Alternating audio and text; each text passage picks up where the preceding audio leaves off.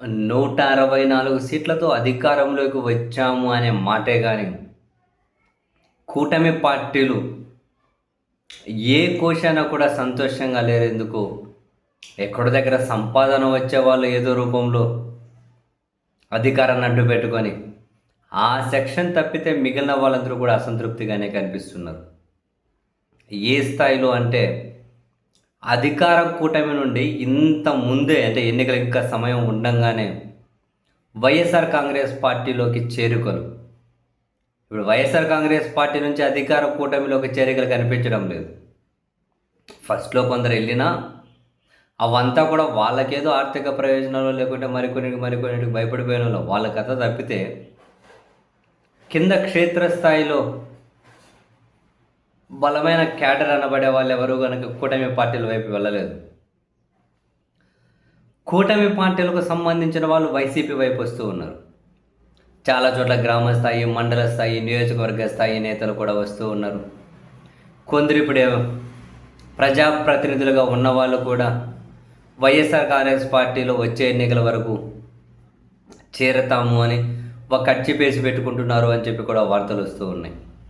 తాజాగా కర్నూలు జిల్లా ఆలూరులో అక్కడ ఎమ్మెల్యే సమక్షంలో తెలుగుదేశం కాంగ్రెస్కి సంబంధించిన కీలక ద్వితీయ శ్రేణి నాయకత్వం ఎవరైతే ఉంటారో వాళ్ళు వైఎస్ఆర్ కాంగ్రెస్ పార్టీలోకి చేరారు.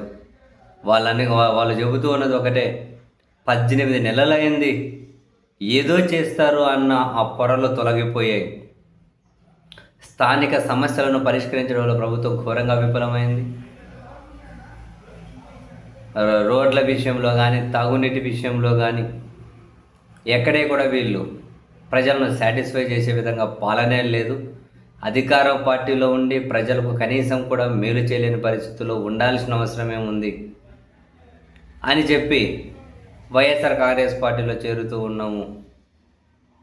అటువైపు చేరితే విపక్ష నాయకులుగా అయినా, విపక్ష పార్టీకి సంబంధించిన నేతల్లాగా అయినా ప్రభుత్వాన్ని క్వశ్చన్ చేసే అవకాశం అన్నా ఉంటుంది కదా అని చెప్పి అనుకున్నారేమో. వైసీపీలో చేరారు చాలామంది. ప్రభుత్వం గురించి జనం ఏమనుకుంటున్నారు అన్నది రాష్ట్ర స్థాయిలో వాళ్ళకంటే కూడా క్షేత్రస్థాయిలో ఉన్న వాళ్ళకే ముందే తెలుస్తుంది.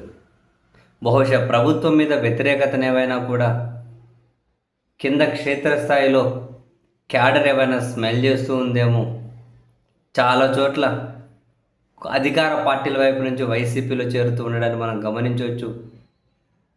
మరోవైపు జగన్మోహన్ రెడ్డి గారి క్షేత్రస్థాయి పర్యటనలు ఏవైతే ఉంటాయో అవి కూడా వైఎస్ఆర్ కాంగ్రెస్ పార్టీకి చాలా పెద్ద చాలా పెద్ద బూస్ట్గా పనికొస్తూ ఉంటే, అటు అధికార కూటమి పార్టీలకైతే డెఫినెట్లీ జగన్కి వచ్చే జనాన్ని చూసి ఒక బెరుకు అనేది కలుగుతూ ఉండొచ్చు.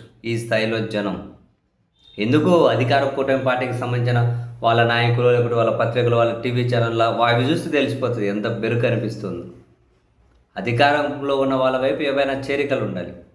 ఆశ్చర్యకంగా ఇక్కడ అధికార పార్టీల వైపు నుంచి వైసీపీలో చేరికలు ఉంటూ వస్తున్నాయి. పోంగ అవి పెరుగుతాయి కానీ తగ్గవు. మీరు చూస్తుండండి.